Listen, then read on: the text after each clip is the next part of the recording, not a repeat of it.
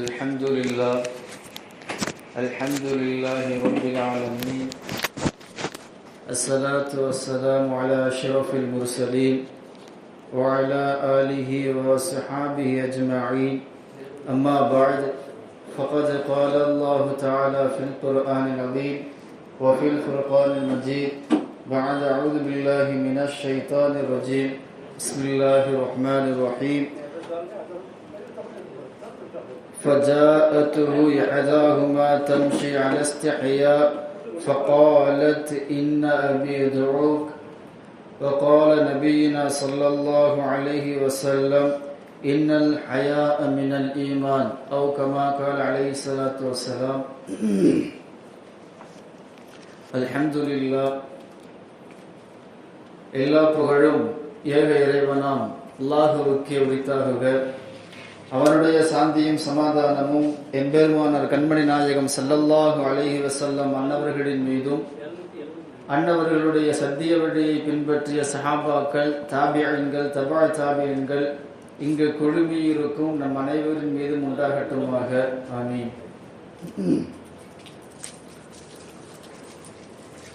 இன்று உலகமே எதிர்பார்த்து கொண்டிருக்கும்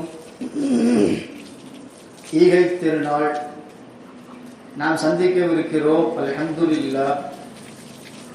இந்த ஈகை திருநாள் இஸ்லாமிய கலாச்சாரம், இஸ்லாமிய வழிபாடுகள் நமக்கு மத்தியில் வருவதற்கு, நம்முடைய வாழ்வியலாக மாறுவதற்கு இங்குள்ள சஹாபாக்களும் நாயகம் ஸல்லல்லாஹு அலைஹி வஸல்லம் அவர்கள் உட்பட எத்தனை உயிர்களை நீத்தார்கள், எத்தனை பேர் கைகளை இழந்தார்கள், எத்தனை பேர் கால்களை இழந்தார்கள், உறவுகளை இழந்தார்கள், குடும்பங்களை இழந்தார்கள்.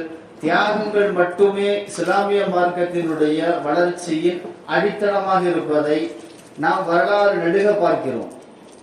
அல்ஹம்துலில்லாஹ். அந்த அடிப்படையில் நமது மீது சாட்டப்படும் குற்றமாக இன்னைக்கும் பெண்கள், நமது சமூக பெண்கள் நம்மால் கொண்டாடப்படுகிறோம். அவர்களை ராணிகளை போல பார்த்துக் கொள்கிறோம். எந்த சமயமும் கற்றுக் கொடுக்காத, எந்த மார்க்கமும் கற்றுக் கொடுக்காத, எந்த கொள்கை பிடிப்பையும் மீறிய அளவு கடந்த பாசத்தை நமது பெண்களுக்கு நாம் வைத்திருக்கிறோம் என்பதை இது இஸ்லாமிய மார்க்கம் அடிக்கொரு தடவை நமக்கு உணர்த்தி கொண்டே இருப்பதை உணர்கிறோம். யோசிச்சு பாருங்க. நாம இன்னைக்கு பார்க்க வேண்டிய தலைப்பு பெண் உரிமை. பெண் உரிமை என்பதை நாம் சொல்வதற்கு முன்பாகவே அதில் நடந்தோமா என்பதை பார்க்க வேண்டும். அதில் நடப்பதற்கு முன்பாக இந்த உலகம் சர்வதேச அளவில், உலகளாவிய நிலையில் பெண்களுக்கு கொடுத்த உரிமைகளை பார்க்க வேண்டும். பெண்களுக்கு இந்த உலகம் கொடுத்த உரிமைகளை நாம் பார்க்கலாம். 19ஆம் நூற்றாண்டில் வாழ்ந்த நேச்சா என்ற நபர், அவர் ஒரு சைக்காலஜிஸ்ட். என்ன சொல்றார் அப்படின்னா, நீங்கெல்லாம் வீட்டுக்கு போகும் பொழுது சாட்டையோட போங்க. ஒரு பெண்ணை பார்க்க போறீங்களா, மனைவியை சந்திக்க போறீங்களா, மனைவியுடன் இருக்க போறீங்களா, சாட்டையுடன் செல்லுங்கள் அப்படிங்கிறார். என்ன அர்த்தம்? பெண்கள் மிக வக்கரமாக துன்புறுத்தப்பட்டார்கள், மிக வக்கரமாக எண்ணப்பட்டார்கள். அப்படியாப்பட்ட காலங்களை எல்லாம் தாண்டி வந்திருக்கிறோம். அது மட்டுமா, நபிகள் நாயகம் ஸல்லல்லாஹு அலைஹி வஸல்லம் அவர்களுடைய தத்துவங்களை நாம் எடுத்து பார்க்கும் பொழுது, இஸ்தவு பின் நிசாஇ கைரா, பெண்களுக்கு நீங்கள் நலவை மட்டுமே நாடுங்கள். பெண் உரிமையை பற்றி பேசும் நிறைய நபர்களால் இந்த வார்த்தை சொல்லப்படல. பெண்களை பற்றி இஸ்தவு பின் நிசாஇ கைரா, பெண்களை நாயகத்தின் ஸல்லல்லாஹு அலைஹி வஸல்லம் அவருடைய கடைசி காலத்தில் கூட, ஆரம்பத்தில் இருந்து நாயகம் ஸல்லல்லாஹு அலைஹி வஸல்லம் அவர்கள் பெண்களுக்காக வேண்டி கொடுத்த மிகப்பெரிய உரிமைகளை தாண்டி, பெண்களுக்காக வேண்டி வழங்கப்பட்ட உரிமைகளை தாண்டி, நாயகம் ஸல்லல்லாஹு அலைஹி வஸல்லம் அவர்கள் தன் இறக்கும் தருவாயிலும், கடைசி நேரத்திலும், அவருடைய ரூஹு பிரியும் நேரத்திலும் நாயகம் ஸல்லல்லாஹு அலைஹி வஸல்லம் சொன்ன வார்த்தை 2 வார்த்தைகள். உம்மத்தி உம்மத்தி என்றார்கள், சமூகமே என்றார்கள். அடுத்து சொன்ன வார்த்தை இத்தகுல்லாஹ ஃபின் நிஸா, பெண்கள் விஷயத்தில் அல்லாஹ்வை அஞ்சிக் கொள்ளுங்கள். உரிமைகள் கொடுக்கப்பட வேண்டும். பெண்களுக்கு உரிமைகள் பறிக்கப்படக்கூடாது. அவர்கள் உங்களிடத்தில் நல்ல முறையில் நடந்து கொண்டாலும் கொல்லாவிட்டாலும் அவர்களுடைய உரிமையை பறித்துவிடக் கூடாது என்ற மிகப்பெரிய தத்துவத்தை சொல்லி சென்றார்கள் நாயகம் ஸல்லல்லாஹு அலைஹி வஸல்லம் அவர்கள். சாக்கர் நிசலாத்துக்கு தெரியும், ஒரு தத்துவ ஞானி அவர்லாம். அவர் சொல்லும் வார்த்தையை பாருங்க, இந்த உலகத்திற்கே தத்துவத்தை கொடுத்தோம் என்ற ஒரு பெரும் பகட்டில் இருக்கும் மனிதர்களுடைய வார்த்தைகளை பெண்கள் விஷயத்தில் கேட்கும் பொழுது ஆச்சரியமாகத்தான் இருக்கிறது. அவர் சொல்றாரு, பெண்கள் இந்த உலகத்தினுடைய குழப்பவாதிகள், பெண்கள் இந்த உலகத்தின் குழப்பவாதிகள், அவர்கள் இருப்பதினால் தான் உலகம் குழப்பத்திலேயே இருக்குதுங்கிறான். ஆனால் நபிகள் நாயகம் ஸல்லல்லாஹு அலைஹி வஸல்லம் சொல்லும் வார்த்தை வ இன் ஸலஹத் ஸலஹத்தில் முஜ்தமிஅ. பெண் ஒரு வீட்டில் சரியாகி விட்டால் அந்த வீடே சரியாகி விடும்.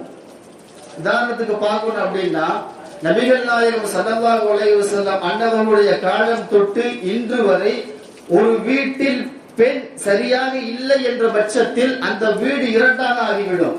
நமக்கு குர்ஆனுக்கு அடுத்த ஒரு சந்ததியாக பார்ப்பது, குர்ஆனுக்கு அடுத்த ஒரு மிகப்பெரிய உபதேசமாக பார்ப்பது புகாரி ஷரீஃப். அந்த புகாரி எழுதிய புகாரி இமாமை வார்த்தெடுத்தவர் ஒரு பெண். அந்த பெண் நபிகள் நாயகம் ஸல்லல்லாஹு அலைஹி வஸல்லம் அன்னவர்களுடைய ஹதீஸ்களை மரணம் செய்வதற்கும் அதன்படி நடப்பதற்கும் தன் மகனை வார்த்தெடுத்தார்கள். இன்றைக்கும் நாம் புகாரி இமாமை புகழ்கின்றோம். புகாரி இமாம் எப்படிப்பட்டவர் என்றால், ஒரு ஹதீஸை அறிவிப்பாளர் எச்சிலை துப்பிவிட்டு மண்ணை போட்டு மூடாம போயிட்டார் அப்படின்னா அந்த இடத்துல ஹதீஸை கேட்க மாட்டாங்க. அவ்வளவு அந்த அளவுக்கு தக்வாவை கொண்ட மனிதர். அப்படிப்பட்ட மனிதர்களை நமக்கு கொடுத்தது ஒரு பெண். நாம் நிறைய இமாம்களை பார்க்கிறோம். இமாமுனா ஷாஃபிஈ ஒரு மதுஹபினுடைய மிகப்பெரிய தலைவர், அவரை கொடுத்ததும் ஒரு பெண். இமாமுனா அஹ்மத் இப்னு ஹம்பல் அவர்களை கொடுத்ததும் ஒரு பெண். ஆக பெண்ணை கொண்டாடுகிறோம், பெண்களுக்கு கொடுக்க வேண்டிய உரிமைகளை கொடுக்கின்றோம். ஏனென்றால் நபிகள் நாயகம் ஸல்லல்லாஹு அலைஹி வஸல்லம் அன்னவர்களுடைய வாக்குகளை எடுத்து நடந்த இன்றைய சமூகம் முதற்கொண்டு, நாயகத்தினுடைய காலத்தில் இருந்து இன்றைய சமூகம் முதற்கொண்டு பெண் உரிமைகள் எங்கெங்கெல்லாம் சிதைக்கப்பட்டதோ அவைகளை எல்லாம் சரி செய்து கொண்டே வந்தார்கள் நாயகம் ஸல்லல்லாஹு அலைஹி வஸல்லம் அவர்கள்.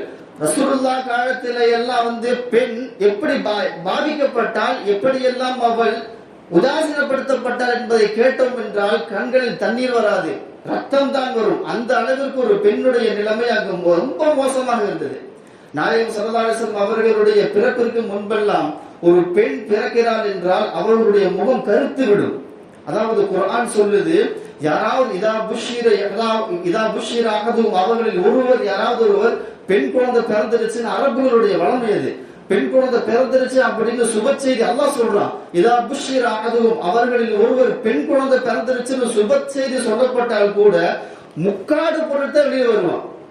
ஏன்னா பெண் கேவலமானவள். இப்படி ஒரு சூழ்நிலை இருந்தது. பெண் சூழ்நிலை, பெண்ணுடைய கேவலத்தனத்தை உலகத்திற்கு காட்ட வேண்டும். முகமெல்லாம் விஸ்வத்த வஜூஹு, அவனுடைய முகம் கருத்து விடும். அந்த பெண் குழந்தையை வச்சிருக்கிறமே, அவன் கேட்கிற போது அதாவது அரபுகள் கேட்கும் பொழுதே கேட்டு விடுவார்கள், பொம்பளை குழந்தையை பெற்றிருக்கிற கேவலமா இல்ல. இப்படி இந்த அளவிற்கு பெண் குழந்தைகளை பற்றிய ஒரு அவதூறு பரப்பப்பட்ட ஒரு சமூகமாக ஏன் இந்தியாவில் இருந்த நிலைமைதானே. இந்தியாவில ஒரு 100 ஆண்டுகளுக்கு முன்பாக கணவன் இருந்து விட்டால் எல்லாருக்கும் தெரிஞ்ச விஷயம் தான், உடன்கட்டை ஏரியாக வேண்டும். எல்லோருக்கும் தெரிஞ்ச விஷயம், கணவன் இறந்து விட்டால் அவரை எரிக்கும் அதே கட்டையில் இந்த பெண்ணும் உடன்கட்டை ஏரியாக வேண்டும். இது எல்லா நாடுகளிலேயும் சர்வதேச அளவில் பெண்ணுடைய பாதுகாப்பு கேள்விக்குறிதான். 30 வயசுக்கு மேல திருமணம் ஆகாம இருந்துச்சுன்னா அந்த பெண் கண்டிப்பாக அவளே சூசைட் பண்ணிக்கணும், இறந்து விட வேண்டும், உடன்கட்டை ஏரியாக வேண்டும். திருமணம் ஆகாத 30 வயசுக்கு மேலுள்ள பெண்கள், கணவனை இழந்த பெண்கள், கணவனை இழந்து வாழும் பெண்கள் அவர்களாகவே இறந்து விட வேண்டும் என்ற தத்துவத்தை, பெண்ணினுடைய உரிமையை பறிக்கும் நிறைய விஷயங்களை இந்த சமூக வழியாக நாம் பார்க்கிறோம். ஆனால் நபிகள் நாயகம் ஸல்லல்லாஹு அலைஹி வஸல்லம் அவர்கள் ஆட்சிக்கு வந்த பொழுது நாயகம் ஸல்லல்லாஹு அலைஹி வஸல்லம் முதலில் கொடுத்த ஒரு மிகப்பெரிய வாதா என்ன தெரியுமா, வாக்குறுதி என்ன தெரியுமா? யாரெல்லாம் குற்றம் செய்து விட்டார்களோ, அதாவது நாயகம் ஸல்லல்லாஹு அலைஹி வஸல்லம் அவர்கள் பெண் பாதுகாப்பில் மிகப்பெரிய போராளி. அவரை விட இந்த சமூகத்திற்கு பெண் பாதுகாப்பை கொடுத்த போராளி நான் பார்க்க முடியாது. எந்த அளவிற்கு என்றால், யாராவது ஒருவர் நோன்பு வைக்கலையா, யாராவது ஒருவர் தவறு செய்து விட்டாரா, பாவங்களை செய்து விட்டாரா, குர்ஆன் சொல்லுகிறது ஃபதஹரீரு ரகபத்தின், ஒரு பெண் அடிமையை உரிமையிட வேண்டும். அங்க இருந்த அரபுகளுடைய வழக்கம் ஆண் அடிமைகளை விட பெண் அடிமைகள் அதிகம். பெண் அடிமைகள் அப்படின்னா பெண்கள் சந்தைப்படுத்தப்பட்டார்கள். வியாபாரத்திற்கு சந்தைப்படுத்தப்பட்டு விற்கப்படுவார்கள். ஒரு பெண்ணுடைய உடல் வாகு, அவருடைய அழகை வைத்து அவருடைய விலை நிர்ணயிக்கப்படும். அந்த அளவிற்கு அங்கு பெண்கள் விற்கப்பட்டார்கள். இதையெல்லாம் பார்த்து வந்த நாயகம் ஸல்லல்லாஹு அலைஹி வஸல்லம் அவர்கள் குர்ஆன் இறங்கிய சமயத்தில் அல்லாஹ்வின் மூலமாக இந்த சமூகத்திற்கு பெண் விடுதலையை கற்றுக் கொடுக்கிறார்கள். யாராவது தவறு செய்து விட்டீர்களா, யாராவது குற்றம் செய்து விட்டீர்களா, அதற்கு பரிகாரமாக நாயகம் ஸல்லல்லாஹு அலைஹி வஸல்லம் சொல்லும் வார்த்தை என்ன தெரியுமா? ஃபதஹரீரு ரகபத்தில், ஒரு பெண் அடிமையை உரிமையிட வேண்டும். இப்படியாக அங்கிருந்த எல்லா பெண்களையும் உரிமையிட்டார்கள். அங்கிருந்த எல்லா பெண்களுக்கும் உரிமையை வாங்கி கொடுத்தார்கள். அப்படிப்பட்ட சமூகத்தில் உள்ள நாம் இன்னைக்கு எப்படி வாழ்கிறோம்? நாயகம் ஸல்லல்லாஹு அலைஹி வஸல்லம் அன்னவருடைய காலம் தொட்டு மட்டுமல்ல, ரசூலுல்லாஹி ஸல்லல்லாஹு அலைஹி வஸல்லம் அடிக்கடி சொல்லும் வார்த்தை மன் ஆர ஜாரியத்தைனி, அதாவது பெண் அடிமைத்தனத்திலிருந்து விடுவிக்கப்படுவது மட்டுமல்ல, அவள் இந்த உலகத்தில் மிகப்பெரிய உச்சத்தை தொட வேண்டும், அவள் இந்த உலகத்தில் ராணியாக மதிக்கப்பட வேண்டும் என்பதற்காக வேண்டி ரசூலுல்லாஹி ஸல்லல்லாஹு அலைஹி வஸல்லம் அவர்கள் ஒவ்வொரு வார்த்தையிலையும் பெண் உரிமையை வழங்கிக் கொண்டே இருப்பார்கள். ரசூலுல்லாஹி ஸல்லல்லாஹு அலைஹி வஸல்லம் அவர்கள் திடீர்னு சொல்லும் பொழுது மன் ஆர ஜாரியத்தை, யார் 2 அடிமை பெண்களை தன் குடும்பமாக்கி வளர்த்துகின்றாரோ அவரும் நானும் சொர்க்கத்தில் இப்படி இருப்பேன் என்று நாயகம் ஸல்லல்லாஹு அலைஹி வஸல்லம் அவர்கள் 2 விரல்களையும் சேர்த்து காட்டினார்கள். இதை விட ஒரு பாக்கியம் வேண்டுமா? இதை கேட்ட சஹாபாக்கள், பெண் குழந்தைகளை புதைத்த சஹாபாக்கள், பெண் குழந்தைகளை எரித்த சஹாபாக்கள், பெண் என்றாலே முகத்தை மூடிக்கொண்டு வெளியில் வருவதற்கு கேவலப்பட்டிருந்த அந்த சமூகம் பெண்களை கொஞ்சுவதற்கும், பெண்களை வளர்த்துவதற்கும், பெண்களை பெற்றெடுப்பதற்கும் பெரிய ஆர்வம் கொண்ட சமூகமாக மாறினார்கள். பெரிய மாற்றம் இதெல்லாம் எந்த அரசாங்கத்தாலும் இப்படி சொல்ல முடியாது. இன்னைக்கு போதை ஒழிப்பெல்லாம் பல நூற்றாண்டுகளாக போதை ஒழிப்பு மது ஒழிப்பு என்றெல்லாம் போராடி கொண்டே இருக்கின்றோம். நாயகம் ஸல்லல்லாஹு அலைஹி வஸல்லம் வித்தின் செகண்ட், அதாவது தன்னால் முடிந்த எவ்வளவு 23 ஆண்டு காலத்தில் எவ்வளவு முடியுமோ எல்லாவற்றையும் செய்து விட்டார்கள். எதையும் மிச்சம் வைக்கவில்லை. அதுதான் நாயகம் செய்த சாதனை. இந்த சாதனைக்காக வேண்டிய இன்று உலகம் அவரை, நபிகள் நாயகம் ஸல்லல்லாஹு அலைஹி வஸல்லம் அவர்களை போற்றி புகழ்கிறது. அப்படிப்பட்ட நபிகள் நாயகம் ஸல்லல்லாஹு அலைஹி வஸல்லம் அவர்கள் இன்னொரு ஹதீஸில் சொல்லுவார்கள், யாருக்கு 3 பெண் குழந்தைகள் இருக்கிறதோ, ஒரு பெண் குழந்தையாக இருந்தாலும் சரி, 2ஆக இருந்தாலும் சரி, 3ஆக இருந்தாலும் சரி, அவைகளுக்கு உணவளித்து, அவைகளுக்கு ஆடை அளித்து, அவர்களை திருமணம் முடித்து வைத்தால் அந்த பெண்கள் நாளை கியாமத் நாளில் அந்த ஆணிற்கு, அந்த தகப்பனிற்கு, அந்த அண்ணனிற்கு, அந்த தம்பிக்கு, இந்த குடும்பத்தில் உள்ள சொந்த பந்த ஆண்களுக்கு, இவர்களை பார்த்து கொள்ளும் ஆண்களுக்கு நாளை கியாமத் நாளில் தடையாக நிற்பார்கள். எங்கே? நரகத்தை விட்டும் தடையாக நிற்பார்கள் என்று நபிகள் நாயகம் ஸல்லல்லாஹு அலைஹி வஸல்லம் அவர்கள் மெல்ல மெல்ல இந்த சமூகத்தில் பெண்களின் மீது இருந்த வக்கரத்தை மெல்ல மெல்ல அடித்து உடைத்தார்கள். அடித்து உடைக்கும் பொழுது நாயகம் ஸல்லல்லாஹு அலைஹி வஸல்லம் அவருடைய பேச்சுக்கு இணங்க எல்லா சஹாபாக்களும் பெண் உரிமையை கொடுக்கும் ஒரு நிலைக்கு வருகிறார்கள். பெண் உரிமை மட்டுமல்ல, அது அவர்களுடைய வாழ்வுரிமை என்பதை உணர்ந்த சஹாபாக்கள் அதை கொடுத்தும் அதன் பிரகாரம் வாழவும் கற்றுக்கொள்கிறார்கள். நாயகம் ஸல்லல்லாஹு அலைஹி வஸல்லம் அவர்களை பற்றியெல்லாம் நிறைய விஷயங்கள் பெண்கள் விஷயத்துல கேட்கிறோம். அவர்கள் பெண்களிடத்தில் ஆலோசனை செய்யணுங்கிறாங்க. அதாவது ஹுதைபியா உடன்படிக்கையை பற்றி உங்களுக்கு தெரியும். ரொம்ப இக்கட்டான உடன்படிக்கை, காஃபிர்களுக்கும் முஸ்லிம்களுக்கும் மத்தியில் அநீதமான உடன்படிக்கை. அதாவது காஃபிர்கள் நபிகள் நாயகம் ஸல்லல்லாஹு அலைஹி வஸல்லம் அவர்களிடத்தில் நாங்க சொல்ற மாதிரி தான் இருக்கணும் அப்படிங்கிற மாதிரி நிறைய சட்டங்களை போடுறாங்க. ரசூலுல்லாஹி ஸல்லல்லாஹு அலைஹி வஸல்லம் அவர்களும் நீங்கள் சொல்றதற்கெல்லாம் ஓகே, நான் செய்கிறேன் என்று ஒத்தும் கொள்கிறார்கள். அந்த டைம்ல ரசூலுல்லாஹி ஸல்லல்லாஹு அலைஹி வஸல்லம் அவர்களும் சஹாபாக்களும் உம்ராவிற்காக வந்தவர்கள். இஹ்ராம் எல்லாம் கட்டி காபாவை தரிசிப்போம் என்ற ஒரு மிகப்பெரிய ஆசையில் வந்தவர்கள். ஆனால் ஹுதைபியா உடன்படிக்கையின் பொழுது அதை ஏற்க முடியவில்லை, அதை பார்க்க முடியவில்லை, அந்த கடமையை செய்ய முடியவில்லை. மிக இக்கட்டான சூழ்நிலை, குழப்பமான சூழ்நிலை. சஹாபாக்கள் திரும்பி போவதற்கு மறுத்து விட்டார்கள்.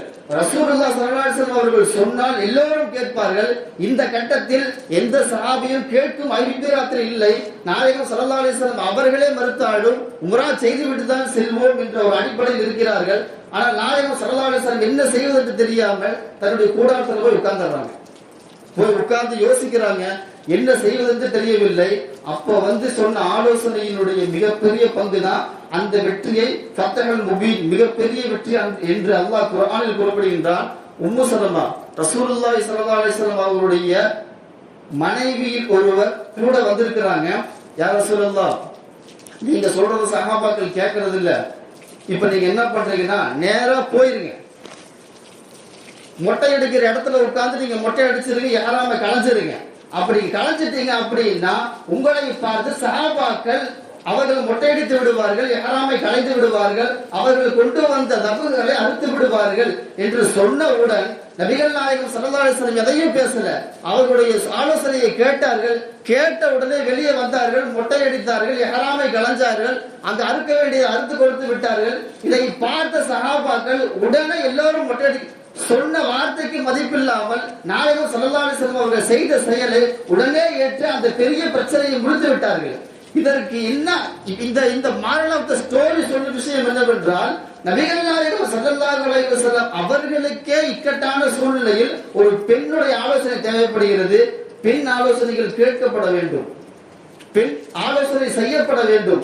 பெண் ஒரு இடத்தில் அவள் உரிமைகள் மறுக்கப்படுது என்றால் அவளுடைய ஆலோசனையிலிருந்து மறுக்கப்படுகிறது என்பதை நாம் உணர வேண்டும். இன்னைக்கு நிறைய பேர் பெண்ணிட்ட போய், அதாவது ரொம்ப மன கஷ்டமா இருப்பான், ஏதாவது பேசிடலாம், ரொம்ப கஷ்டமா இருக்கும், இறுக்கமா இருக்கும். அந்த டைம்ல மனைவிட பேசினா நல்லா இருக்குங்கிற மாதிரி மனைவியை கூப்பிட்டா சமையல் கட்டில இருந்து தோசை காண்டி தான் வரும். எதுக்கு இவன்கிட்ட பேசிட்டு அப்படிங்கிற மாதிரி அவன் விட்டுருமா பேசுறதே. ஆக நமது பெண்கள் இஸ்லாமிய முறையை இன்னமும் ஏற்றுக்கொள்ளவில்லை, கடைபிடிக்கவில்லை. அவர்களுக்குள்ள மன உளைச்சல் கம்மியாகும் தான் இன்னைக்கு வரைக்கும் ஒரு சைக்காலஜி சொல்லுது.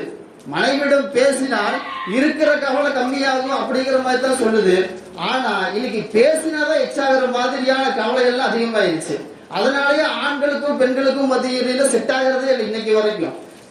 அதாவது நபிகள் நாயகம் ஸல்லல்லாஹு அலைஹி வஸல்லம் அவர்கள் ஆலோசனை செய்ய சொன்னார்கள், செய்கிறோம். செய்யும் ஆலோசனையில் பலன் இல்லை, அவர்களுடைய சுயலாபத்தை மட்டுமே பார்க்கிறார்கள். அதுதான் இங்க பெரிய பிரச்சனையே. நபிகள் நாயகம் ஸல்லல்லாஹு அலைஹி வஸல்லம் மன்னவர்களை தொட்டு அவர்கள் சொல்லும் வாக்கியங்களில் ஒன்று, வஆஷிரூஹுன்ன பில் மஅரூஃப், பெண்களுடன் நல்ல முறையில் நடந்துக்குங்க. எப்படி வாழ்ந்தாலும் சரி நல்ல வாழ்க்கையை நல்ல முறையில் நடந்து கொள்ளுங்கள். அவர்கள் உரிமையை மறுத்து விடாதீர்கள். அவர்களிடம் ஆலோசனை செய்து பழகிக் கொள்ளுங்கள். ஆலோசனையை மீறி அவர்களுடன் வாழும் பொழுது நல்ல பழக்கங்களை வைத்துக் கொள்ளுங்கள் என்று நபிகள் நாயகம் ஸல்லல்லாஹு அலைஹி வஸல்லம் அவர்கள் அடிக்கடி நமக்கு சொல்லும் வார்த்தைகள் நம் காதில் ஒலித்துக்கொண்டே இருக்கிறது. யோசிச்சு பாருங்க, ஒரு நபிகள் நாயகம் ஸல்லல்லாஹு அலைஹி வஸல்லம் அவர்கள் இந்த பெண்ணுக்கு கொடுத்த உரிமைகளின் மிகப்பெரிய உரிமை என்னவென்றால், அவளுக்கு தேவையான விஷயத்தை அவள் கேட்டு பெற்றுக் கொள்ளலாம். நபிகள் நாயகம் ஸல்லல்லாஹு அலைஹி வஸல்லம் அவர்கள் ஒரு சபையில உட்கார்ந்து இருக்கிறாங்க. அப்படி உட்கார்ந்து இருக்கும் பொழுது ஒரு மனிதர் வருகிறார், ஒரு பெண் வருகிறார்கள்.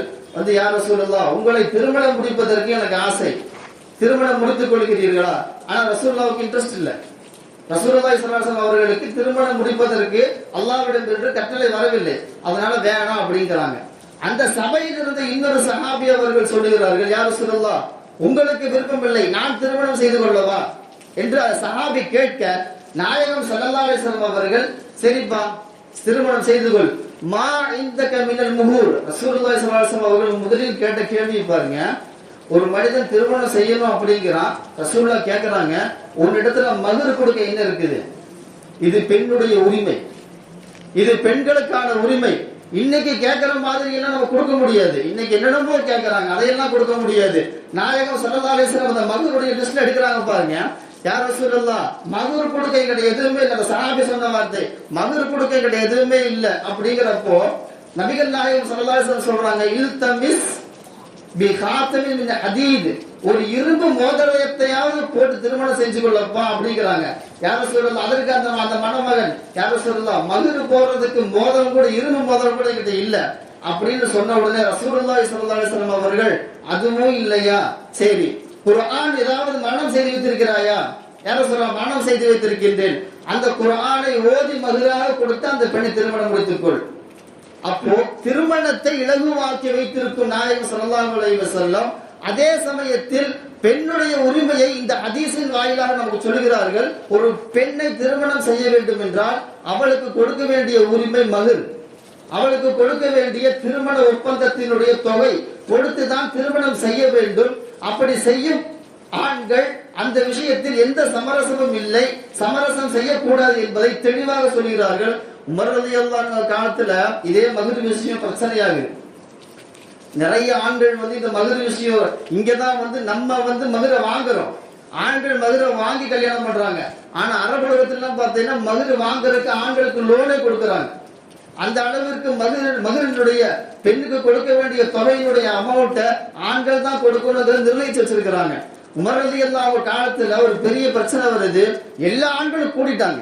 எல்லா ஆண்களும் சேர்ந்து உமர் ரலியல்லாஹு அவர்களே இந்த பெண்கள் அதிகமா மகர் கேட்கிறாங்க.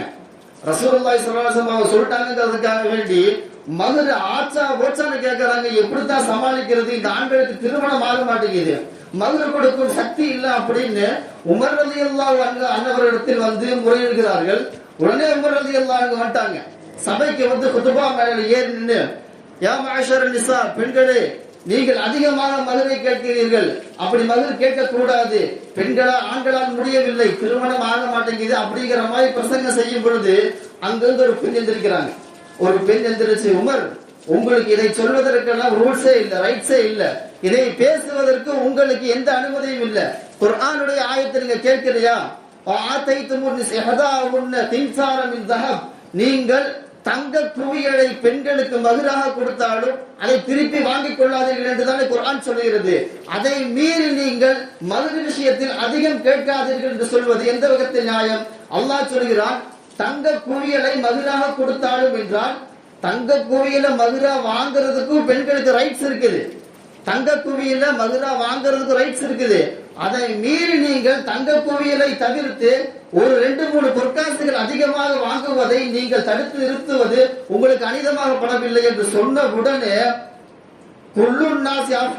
உமர், உமரை விட எல்லா மக்களும் தெளிவாதான் இருக்கிறாங்க அப்படிங்கிற மாதிரி நபிகள் நாயகம் ஸல்லல்லாஹு அலைஹி வஸல்லம் அவர்களுடைய சட்டங்களை ஏற்று நடந்த உமர் ரலியல்லாஹு அன்ஹு அவர்கள் அந்த இடத்தில் தன் தவறை உணர்ந்து பின்வாங்கி கொண்ட சம்பவங்கள் நிறைய உண்டு. யோசிச்சு பார்க்கிறோம், இன்னைக்கு பெண்களுக்கு வந்து உரிமைகள் இவ்வளவு கொடுக்கப்படுகிறது. சொத்தில இருந்து, அவர்களுடைய ஆடை விஷயத்தில் இருந்து, அவர்களுடைய நடைமுறையில் இருந்து, அவருடைய பிறப்பில் இருந்து எல்லாவற்றிலும் கொடுக்கப்பட்ட உரிமைகள் இன்று அந்த பெண்கள் இஸ்லாத்திற்கு கொடுக்கும் திருப்பி கொடுக்கும் பலனை பார்த்தால் ரொம்ப கேவலமா தான் இருக்குது. ஆடை விஷயத்திலாம் ஒரு பெண் என்ன அணிவாரோ அதைத்தான் அணிவன் என்கிறார். டைட்டா டிரஸ் போட்டுக்கிட்டு வீதிகளில் நறுமணங்களை பூசிக்கொண்டு நாயகம் ஸல்லல்லாஹு அலைஹி வஸல்லம் அவர்கள் சொல்லுகிறார்கள், தெளிவாக சொல்லுகிறார்கள், விபச்சாரிகள் என்று. ஆடையை இருக்க ஆடையை அணிந்து கொண்டு நறுமணங்களை பூசிக்கொண்டு மற்ற ஆண்களுக்கு தெரிவது போல் நடக்கும் பெண்கள் விபச்சாரிகள் என்று தெளிவாக சொல்கிறார்கள். அது மட்டுமல்ல, இன்னைக்கு சாரி ஒரு ஃபேஷன். அந்த சாரியினுடைய ஃபேஷனை எல்லாம் நம்ம இன்னைக்கு எதுவுமே சொல்ல முடியாது. ஆனா அதுல ஒரு ட்விஸ்ட பாருங்க, சாரி கேன்சர். கூகுள்ல போய் பார்த்தா தெரியும். இன்னைக்கு சாரி கேன்சர் பரவிட்டு இருக்குது பெண்களுக்கு மத்தியில. என்ன அப்படின்னா, சாரி கட்டும் இடத்தில் இறுக்கமாக பல வருடங்களாக கட்டி கட்டி அந்த வியர்வையினுடைய அழுத்தம், அந்த இடத்தில் ஏற்படுகின்ற அந்த கட்டுதலுடைய அழுத்தத்தின் காரணமாக புண் ஏற்பட்டு சீல் ஏற்பட்டு இன்னைக்கு கேன்சர் பரவுவதாக இன்னைக்கு ஒரு மெடிக்கல் ரிப்போர்ட் சொல்லிட்டு இருக்குது.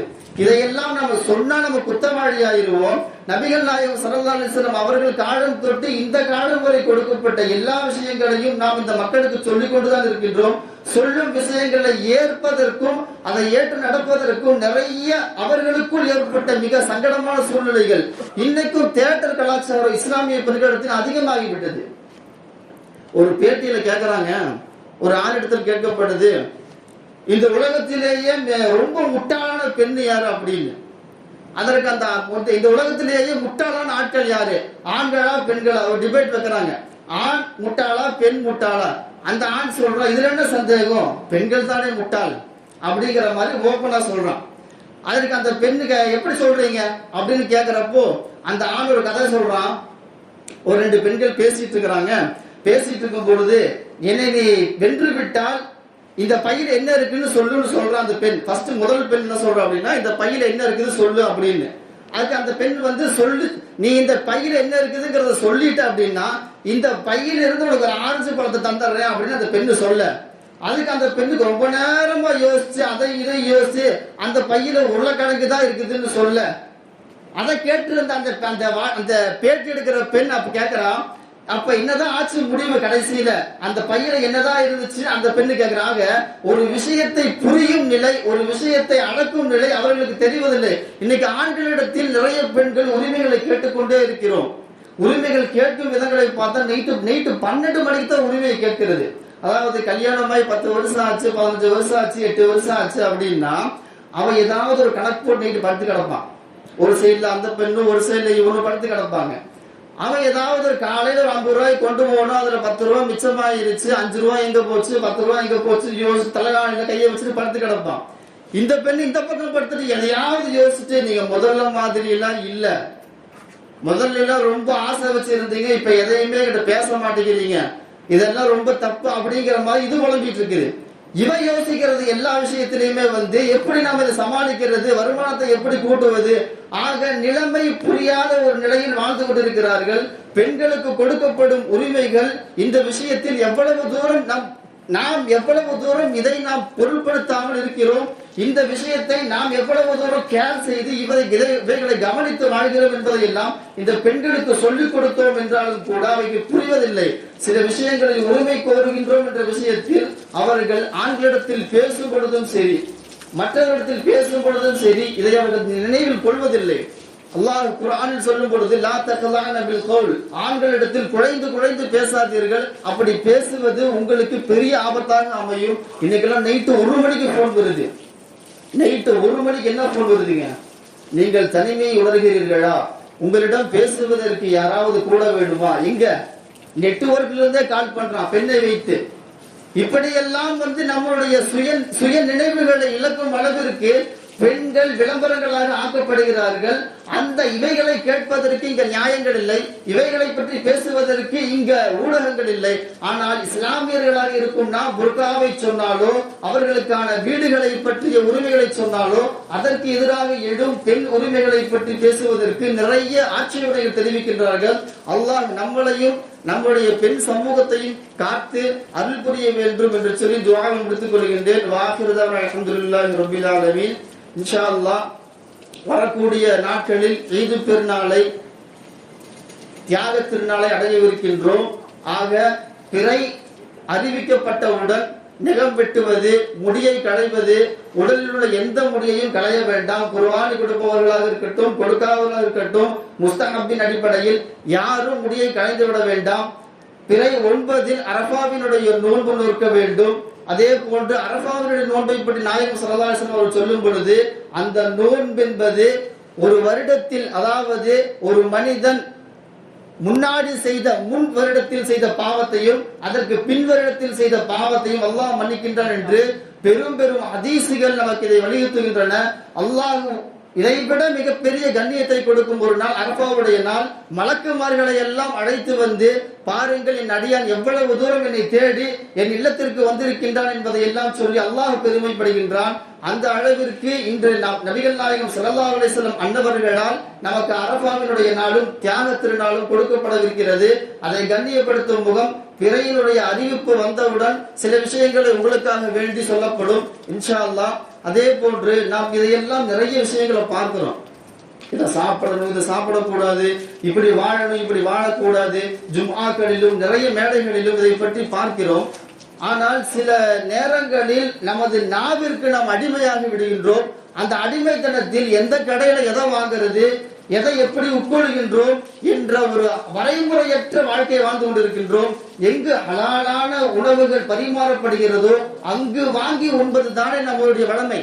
யோசிச்சு பாருங்க, எத்தனையோ கடைகள்ல ஹலால் போட்டிருக்கான், ஆனா ஹலாலான முறையில அறுப்பதை நாம் விசாரிப்பதில்லை. ஹலால் போர்டு போட்டாலே ஹலால் ஆயிருமா? ஆகாது. ஹலாலான போர்டு போட்டு விற்கும் எல்லாரும் ஹலாலை விற்பதில்லை. ஒரு முஸ்லிம் விசாரிக்க வேண்டும். விசாரித்து அங்கு உள்ள கடைகளில் உள்ள மாமிசங்களையோ உணவுப் பொருட்களையோ வாங்கி உண்பதுதான் சிறந்த ஒரு பழக்கம். நமது ஏரியாக்களிலேயே, நமது மஹல்லாக்களிலே நிறைய கடைகள் ஹலால் என்று போட்டும் ஹலால் அல்லாத வகையில் அல்லாஹ்வுடைய பெயர் சொல்லி அறுக்கப்படாத நிலை உள்ளது. அதை வாங்கி உண்பது நரகத்தில் தான் இட்டு செல்லும். நரக நெருப்பை பற்றி நாயகம் ஸல்லல்லாஹு அலைஹி வஸல்லம் சொல்லும் பொழுது அதிலிருந்து ஒரே ஒரு துளி இந்த பூமியில் விழுகுமே, ஆனால் இந்த பூமி கருகி பொசுங்கி விடும் என்கிறார்கள். ஹலாலை உண்டாமல் உட்கொள்ளாமல் ஹராமை மட்டுமே உட்கொள்ளும் ஒரு மனிதனுக்கு நாளை கியாமத் நாளில் நரகத்தை மட்டுமே அல்லாஹ் உணவாக கொடுப்பான். நரகத்தை பிழிந்து அதை உருண்டை செய்து அதை நீராக எல்லா வகையிலையும் அவனுக்கு உணவாக கொடுக்கப்படும். பூமியே கருகும் ஒரு நரக நெருப்பு இருக்கும் பொழுது இதை உணவாக உட்கொள்ளும் மனிதன் எப்படி தாங்குவான்? யோசித்து பார்க்க வேண்டும். இன்னைக்கு வாங்கக்கூடிய மாமிச கடைகளாக இருக்கட்டும், யோசிச்சு வாங்குங்க. யோசிச்சு வாங்குறதை விட விசாரியுங்கள். விசாரிக்கும் பொழுதுதான் உங்களுக்கு அதனுடைய உண்மை தன்மை புரியும். அப்படி உண்மை தன்மை புரிந்தால் மட்டுமே உங்களை ஹலால் பிரித்து வாழ்ந்தால் அல்லாஹ்வினுடைய மிகப்பெரிய அருளை பெற்று இன்ஷா அல்லாஹ் சொர்க்கத்தில் ஒன்றாக வாழும் ஒரு நற்பயனை அல்லாஹ் தந்தருள்வானாக. வ ஆகிரு தஅவானா அல்ஹம்துலில்லாஹி ரப்பில் ஆலமீன். வஸ்ஸலாமு அலைக்கும் வரஹ்மத்துல்லாஹி தஆலா வபரகாத்துஹு.